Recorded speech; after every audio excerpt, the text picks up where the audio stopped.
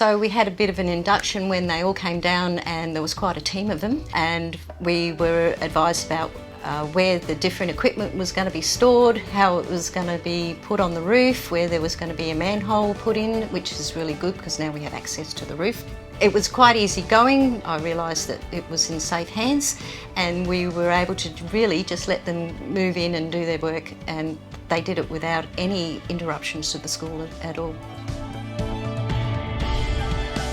They were terrific. They were very communicative, and we were able to liaise with them on everything. They kept us apprised of when they were going to be coming in, or especially when they were going to be turning the power off to actually connect up the system. So that's really important at a school because we can't have anything going off. The team was able to communicate with us really well and just keep us apprised of what the next steps were. That was very helpful.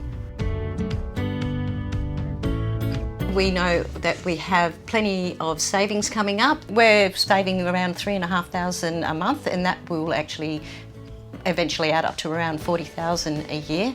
That is a huge savings.